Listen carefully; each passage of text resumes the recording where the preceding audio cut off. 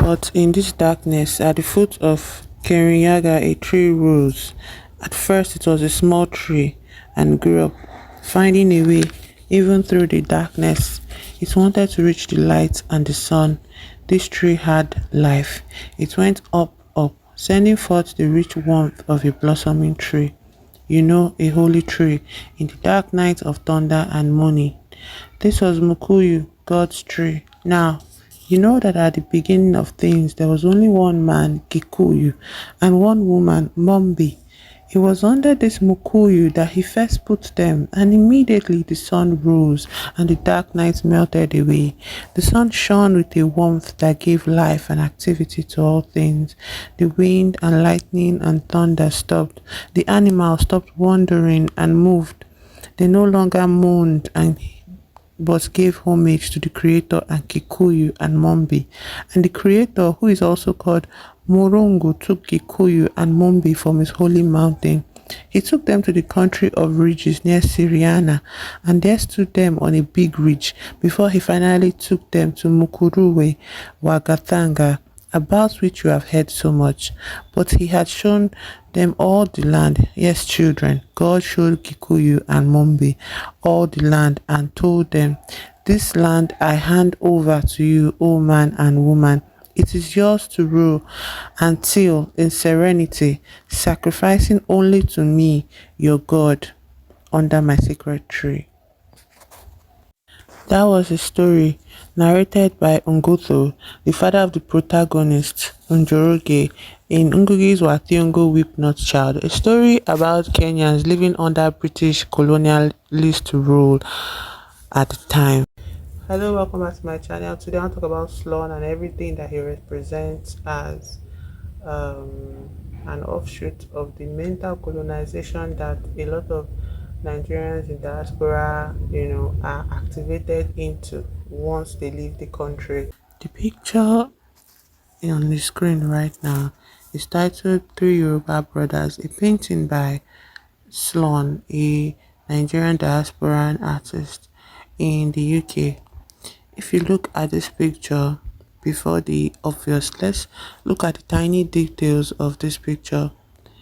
These are supposed to be three forms of human beings, or these are three forms that are drawn in a human way. So they are human beings, and there's this backdrop of greenery with leaves and some reflecting autumnal colors of leaves. But what is striking is that these people in the photos in this artwork do not have real distinction between one another. It is kind of a horrifying mesh or flow of colors, black, just black, running together, melding as if it's something of a three-headed monster.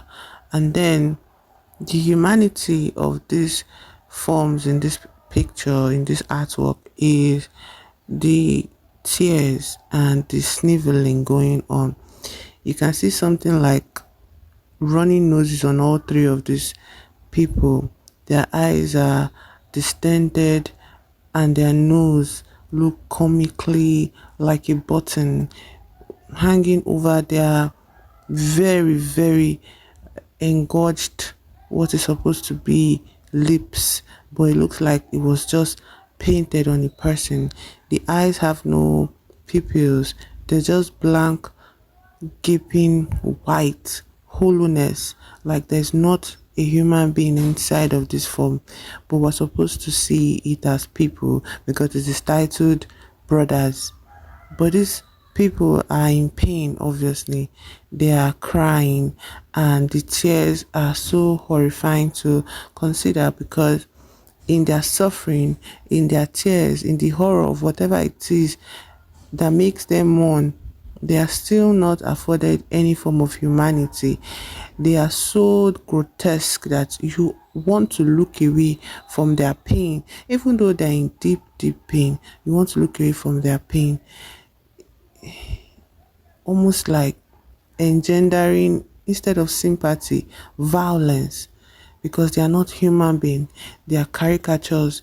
They are something to be mocked, something whose pleas and cries are to be ignored. But they are titled Three Yoruba Brothers, and Yoruba is a tribe, an ethnic group in Nigeria, a country in West Africa where this artist is from. And you have to ask yourself, what could inspire such revulsion of oneself? Because at the end of the day, this screams internalized self-hatred, and most importantly, internalized low racial self-esteem. It is grotesque, but this art was displayed at Sotheby's auction house, an auction house, and it was sold for the price of £31,000. No small feat for an African artist, no less a Nigerian artist. And I wonder who bought it. Who bought a depiction of human beings?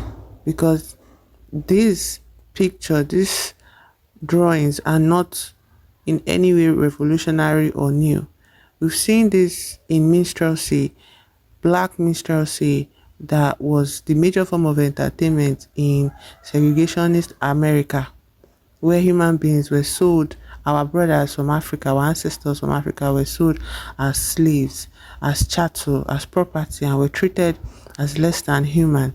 So you have to wonder to yourself, what could have inspired the person who bought this thing to buy it, to own it? It is revolting at the heart of it. It is revolting, but it also says a lot about the artist as well. And that is what I want to talk about today. Nigeria is homogeneous in the sense like we are just Nigerians with different ethnicities. You might see somebody from another part of Africa, West Africa, living in our country, but we are a homogeneous society. This very sad thing about the state of Nigeria and Nigeria's history is that a lot of all of this context is lost to time, intentionally as well. Which is why I feel like at the base state, a lot of us Nigerians are still dealing with mental colonization, because this is passed down from generations to generations. And the only time it comes to the forefront is when we go abroad and then we begin to spout rhetoric that pleases the white man, that pleases the slave master, instead of speaking on behalf of ourselves. Before the whole inspiration for this video came from, me coming across this artwork by an artist called Slawn. Slawn's name is Laolu Akeredolu. I don't really know his family background. What I know that I saw in Wikipedia was that he started off as a teenager working at the first skate shop in the country, Waffles and Cream. And then he met two guys, Leonard and one other guy. They're a trio, and they from working together in that shop, they decided to start their own brand, Motherland, LAN. And then he started dabbling in graphics and designer art. And if you take a look at his works on Instagram, you can see he sort of kind of this leaning towards very abstract style of art. Graffiti is used, and I think a lot of mixed media actually in his creations, which is some people's cup of tea. But one thing that also sticks out about reading through Laolu's Wikipedia is this note of humility. Okay, the storytelling is written to engender these feelings of, oh, this person is a humble person. And then when you see him speak about his own works, he says things like, I don't know why people want to buy things like this. Like, this is shit. Like, Laolu's career is riddled with so much achievement. He was born in October 24, 2000, so he's 25 at this point. He became the youngest person in 2023 to design the Britannia statuette for the annual Brit Awards. In 2018, Slawn moved to London and enrolled at Middlesex University to study graphic design in 2019. During the beginning of COVID-19 pandemic, he began to paint. Slawn would hand his artwork to people at parties and establish a social media presence for his artwork. He had his debut exhibition in September 2021 at Truman Brewery on Brick Lane. In an interview with The Face, he's quoted as saying, "I don't even know why people want this shit. I wouldn't buy this shit. I just have no interest in my art. I make it so I can fuck about." In 2022, Skepta debuted his first painting on a collection for Sotheby's auction organized by Sloan for charity. For his first major London exhibition, Sloan collaborated with gallerist Phoebe Sachi and Arthur Yates to create "I Present to You Sloan" at Sachi Yates Gallery from September 12 to October 20th, 2024. The show's centerpiece was a mural composed of 1,000 small canvases, each priced at £1,000. All of them sold out during the exhibition. No small feat. What sticks out to me is his blatant display of self-hatred, especially as pertains to his work. Now, I know that people can be like, oh, that is just him being pretentious. Some people might be like, that's just him being pretentious. And I also think about it, I also thought about it in that way too. And then I pondered some more on the artwork, the controversy or the controversial paintwork of the three Yoruba brothers. And I realized there was something much, much deeper to his, hatred of his work. The way Nigeria is, like I said, mental colonization, there is this hierarchy of beings in this country where human beings are first of all categorized by not by their humanity, not by the dignity of their labor, not by the dignity of their character, integrity of their spirit, but mostly by material things, literally. Before you can criticize somebody in public, you have to have money, basically. If you don't have money, you cannot criticize somebody in public, especially when you're critiquing people that are in power, people that are wealthier than you, people that have a higher social class than you. Classism and hierarchy is baked into our society, it is encoded into our DNAs, and it is in the more or less our culture at this point here. So somebody like Sloan, he's very, very privileged, he's very, very advantaged compared to his peers in Nigeria. I can't think of any 25-year-old living in Nigeria that's having such a great time of it right now, especially under this current administration.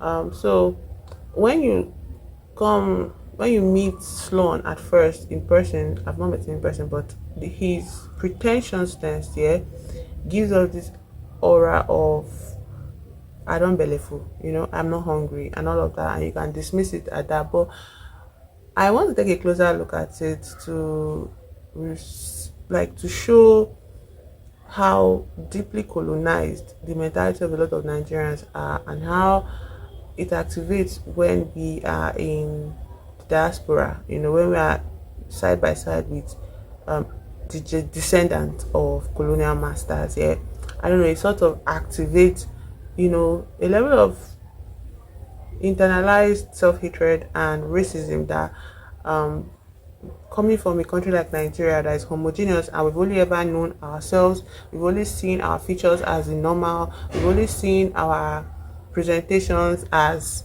the norm, and then we travel to a country, and why are we traveling to the diaspora? So for Nigerians, traveling abroad is a matter of survival. In the past, before when things started to get bad, I think 1970, after the oil boom and discovery of oil, when the leaders of this country decided to make things worse and worse for the people, running away to another country was just that. It was running away. It was hoping for a better life for your children. It was like one of the smartest decisions you could make as a human being in this country for your to protect your children. And so you see a lot of Nigerians in diaspora that end up having children there, and I'm talking about the generation before mine now, that have children that are my age now there in diaspora. You see those children say a lot of self-hating things when they are speaking, when they are given platforms to speak. You see them say things like, oh, I can't date, if they are biracial with Nigeria, you see them behaving like they can't date a black person, they can't date people that are darker skinned, they can't date other Nigerians, and it's not just about interracial dating, it's more deeper. Like, there's this perception of the world through a lens of self-hatred that Nigerians display abroad, and they pass it on to their children. They make sure they encode it in their children, the children that they're having with foreigners, that hey, hate yourself or hate your country. I don't think they mean hate yourself per se. I think they've just mean hate everything Nigeria, because Nigeria is not good, Nigeria is bad, and they are not lying. Nigeria is not good, but that's also on purpose. That is also the long-term form of neo-colonialism that Nigeria still suffers under. The subjugation of Nigeria, the retardation and stagnation of Nigeria as a society and as an economy is intentional. Okay, for us to keep on serving the empire, we cannot grow, we cannot progress. We have to be at this point ready to just take anything, in the sense of when Nigerians emigrate to the UK, they cannot pursue creative interests. Most of them are worker bees. They cannot even live full lives in the UK, even though compared to their peers back at home in Nigeria, we might see them as, oh, you don't make them, you've made it to be able to travel abroad. But like, have they really made it? Is life any better? It's not. They just go there to be another unit of production to build the empire. But now it is not as obvious as chattel slavery that the empire was doing back then when slavery was legal. I started off this video talking about this narration of a character in Ngugi wa Thiong'o's epic book Weep Not Child. I read Weep Not Child last year and I cried. I was angry because exactly what is going on in Palestine, in Gaza, is exactly what Kenyans went through. And I'm sure Kenyans are not the only recipients of such treatment, because the whole continent was being colonized by different European powers. So in this story of Weep Not Child, we have a main character, Njoroge, okay, but his father to me is one of the most important characters in this book. I feel like the father could be or represent like a protagonist, because Ngoto, that's his father, was a character that came from waiting. He grew from the process of, it's kind of like the life cycle of black people, to be honest, in this systemic world run by anti-blackness. Yeah, this anti-black system that we exist in all over the world. He starts off waiting for salvation, and that is why he tells his children this story. This story he's telling his children is to inspire hope in them. I feel that, don't worry, our God will save us. But it is not the God of the Christians. It's not the God of the missionaries that were living in their country, were teaching their children. Then no, it was their own God. Okay. And this God, is supposed to bring up a tree, and this tree is going to bring forth, pierce the darkness, and bring forth sunlight, and that sunlight is going to cause human beings to flourish, Kikuyu and Mumbo or Mumbe, and then it's going to make the animals stop being in pain. And then one thing you see that is very, very important to Kenyans, I don't know if it is still important to them at this time, but who else, like Africans all over the continent, we believe in land. Okay, we believe in owning our land, we believe in growing our land. I had a grandmother that had land, okay, and her lands were much more important to her than even her children. So like, Africans believe in land, and it's reflected in this story here. So Ngoto was stealing his own ancestors' land for a white overlord that felt and did not hide his sentiment of how he owns the land. Okay, his white overlord, British overlord, was he came on a boat from the UK, listless and useless, basically, with no purpose. And then when he came to Kenya, he arrived to Kenya, he saw that he even says it so many times to Ngoto, when they are working together. He says that I came and I'm like this wilderness, I made a thing out of this wilderness. And it's like, Ngoto is just there by his side, like, but we were here first, and Ngoto even mentions it to him one time, but you go now when you are done. And it's like, go where? This is my land, that kind of thing. So Ngoto has this thing where he's stealing his own ancestors' land under the assumption that eventually these white people will finally get what they want from the country and they'll leave us alone. But then he, as if he's a child at his age of having 2 wives and I think 6 children or 4 children, gets to this peak where he realizes that, these people are never leaving my land alone, and my ancestors, I feel so ashamed to go and face them in death, and so I want to stand up and push these people out of my land. But unfortunately, as was the time of a lot of revolutions, Africans did against the white slave colonialist British settlers on our continent, he his fire was quickly tamped down by the government, and then he was belittled, and he was punished for even, showing that fire at all.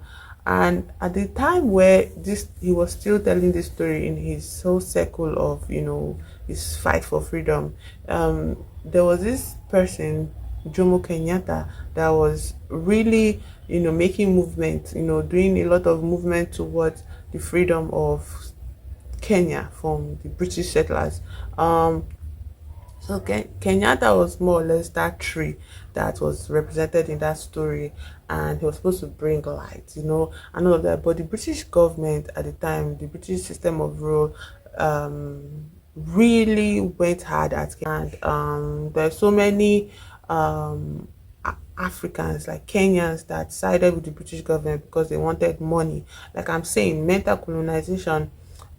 The thing about Whip Not Child is that in Whip Not Child there is a Kenyan man as well, but that Kenyan man was a stooge of the British Empire, okay? And so in that town, he was the richest man on purpose. They gave him all of they gave him his own lands, and they made him kind of like front and center of the beneficiary, like front and center, like only owner, like monopolist, okay, monopolist of a very precious flower that was used to start fuels.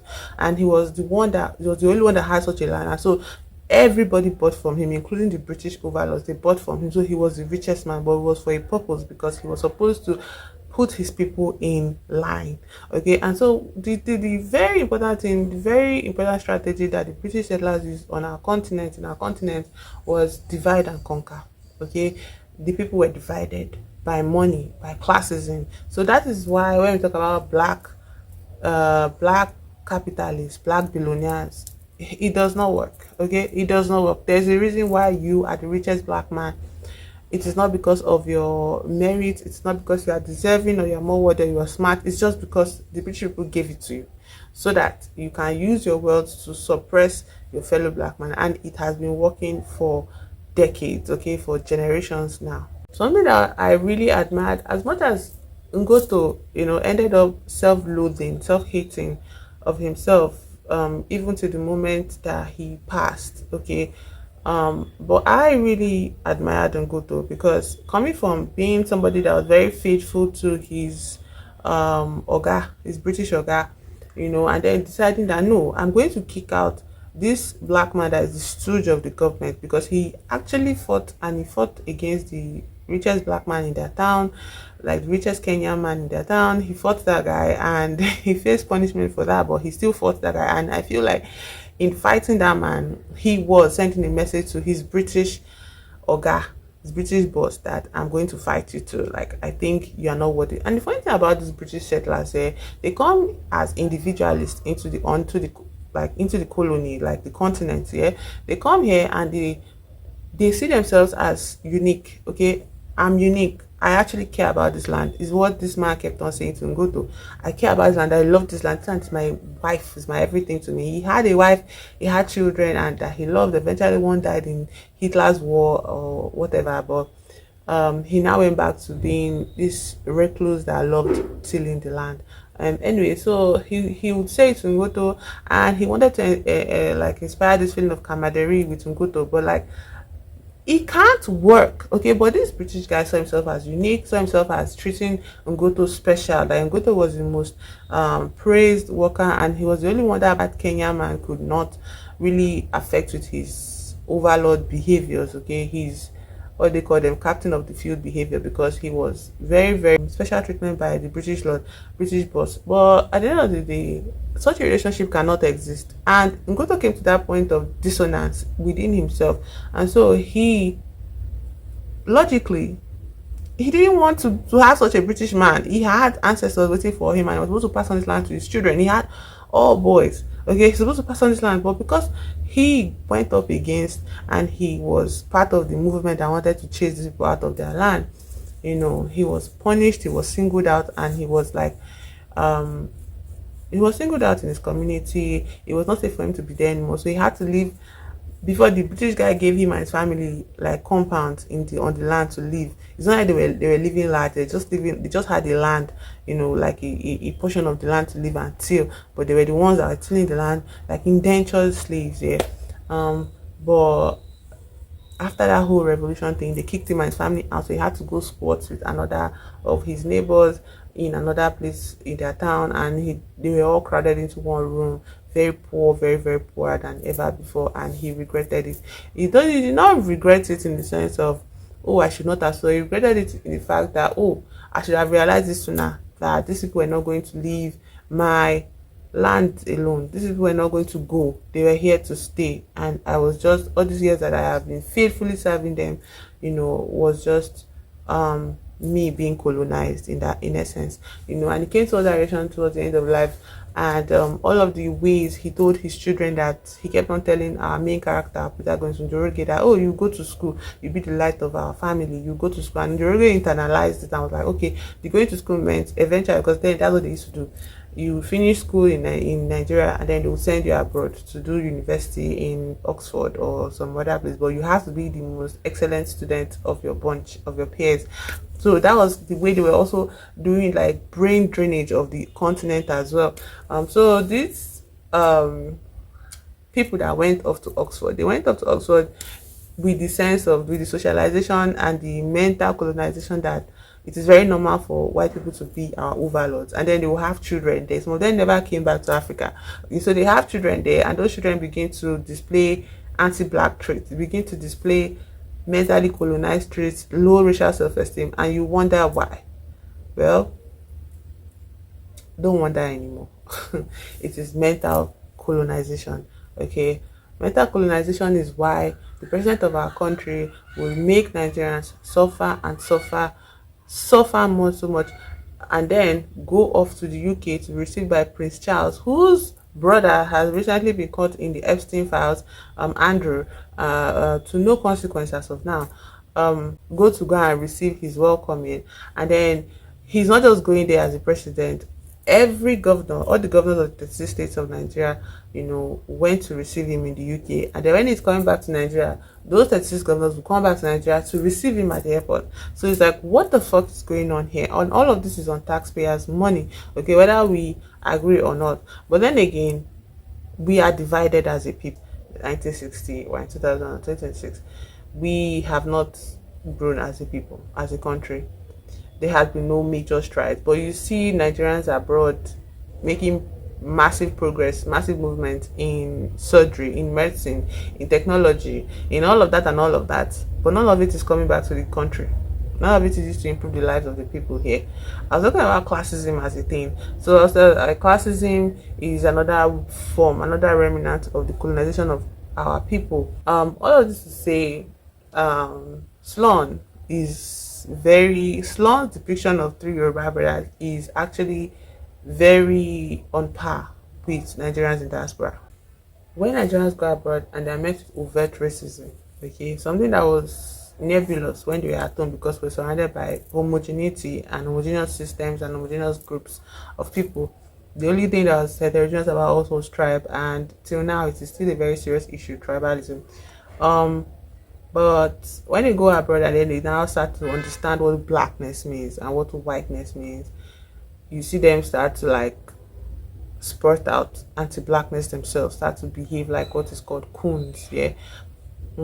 And something that is very very painful about Slawn's issue is that when you look at Slawn's facial features and you look at the three Yoruba brothers, they kind of,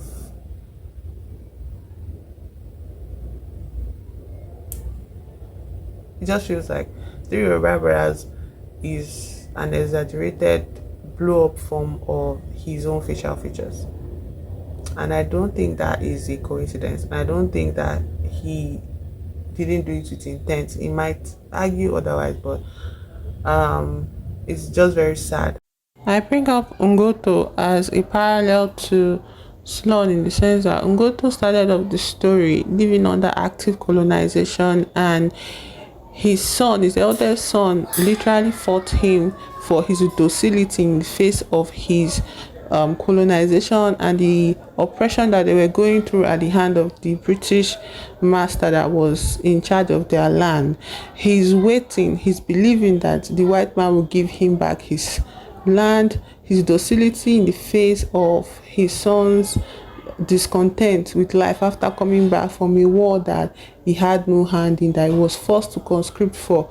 The dissatisfaction from his son eventually affected him and made him confront his own internalized docility that stems from the colonization of his mind, the colonization of his spirit, and eventually he rose up. He had to wake up from the fantasy of his own God coming to save them and giving back his land, wake up and actually confront the problems the colonial masters right in front of him and their agents. That included that rich Kenyan man in their town. And although the after effects was torture, imprisonment, and deep intense poverty that he never recovered from till he passed away, and the fragmentation of his family, you get, at the end of the day, he still confronted his passivity, which comes from his mental colonization. And this man was actually living through active presence of settlers on his land. And now, present day Nigerians in diaspora, like this slawn now that is at the heart of this empire, is having to stand, and question, the people, question the descendants of the slave masters that, made a whole show out of features of black people in form of minstrelsy. He's having to question the colonial masters that make his country so stagnated in development and advancement through his art. No, he's performing tap dancing for his slave masters. He's selling himself out. He thinks he's selling art. He thinks he's making money. But in my eyes, it just feels like he did not confront his mental colonization. It's sad and I feel for him to that extent. But that is where it ends. Because at the end of the day, as a person, as an African, you have to unlearn anti-blackness in your system. You have to unlearn it. The thing about Slonsky is that, we really remove any sympathy you have for him is the fact that his tweets are very anti-black. His tweets mocking black women, especially black women. One thing about black men in this move of towards sovereignty as a people, as a continent, is that they can be very ugly double agents. Ugly in the sense of their souls are very ugly, because instead of punching up towards the person that have put you in that box, you punch down on minorities, on oppressed groups. And the easiest thing, the first thing they point down on is black women. Okay, so Sloan has a lot of anti-black tweets about black women. Okay, and it's like, you look like that and you're mocking black women. You look like that.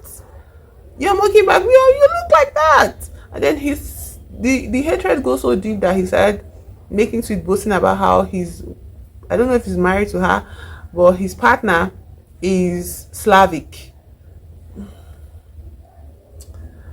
His partner is Slavic, and so his children, he has 2 children now, would not inherit any of his features, which is a lot of things. This is a way that black men seek to escape this colonization, this effect of colonization, this suppression of their identity, this dehumanization by whiteness, okay, dehumanization of anti-blackness that comes with anti-blackness. They seek to escape it by so-called giving their children a better life, and they do that by marrying outside their groups, which is interesting because there was this talk recently on Twitter about how white women and black men are like twins. They match each other. And then I saw this debate by Dr. Frances Wellspring. I think her name is Wesleyan. Yes, Dr. Frances Wellspring, about how black men and white women, are.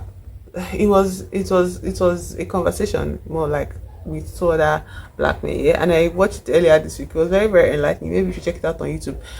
So like, they are both oppressed in their way, but they seem to find a way. They try to find a way out of their dehumanization and oppression by punching down. Okay, so white women are advantage the first that they are white first of all. Okay, and so they are higher in hierarchy of this anti-black world. They're higher than black men, and black men are men first of all, and so they're higher than women, black women. Okay, and so these two people find themselves and they come together and they create bastards of anti-blackness, bastards of colonization. And I'm saying bastards not as in to dehumanize their children, but like the systems in which they exist. Both of them think they are escaping their systemic oppression, but the funny thing is that they are literally where they're supposed to be. Okay, colonization, dehumanization, oppression of groups of people, women, oppression of women, and the racist oppression and systemic oppression that comes with racism, will make them, try to find solace in each other. What Dr. Frances was saying, I can't quote her now, but she was saying that these two people find each other, and the white woman is telling her male counterpart that, you see, you can't tell me what to do in this sense. I am rebelling against, your oppression, but by being with a black man that people dehumanize. And the black man is saying to his community that, you see, I am not like you people. I have escaped racism. I am now within the inner group. Okay, I am within the inner group, and that's what the black man is saying to his people, to his group. And the woman is saying, I am out of this inner group.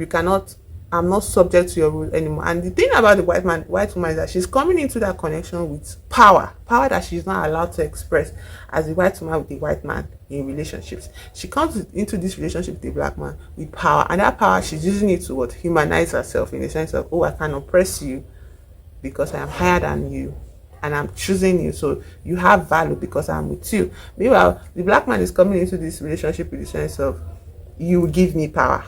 Okay, you give me power, and I can be welcomed into these in groups. And that is why Slawn can stand at an auction house and more or less sell himself for £31,000. And I don't know if he sees that as a success, but the world will see it as a success. By the end of the day, are you really free? I don't think you are. I don't think that is what freedom looks like. So, anti-blackness has to be unlearned, and it is a personal journey. Nobody will teach you how to unlearn your specific brand of anti-blackness that was forced upon you. I don't know where my trains of thought took me to this morning in this video, but I hope you people got something out of it, and I hope you people see this video to the very end, because all of my engines are firing off in my head. Thank you for watching. Share with me your opinions, your thoughts, and I'll see you in the next video. Bye.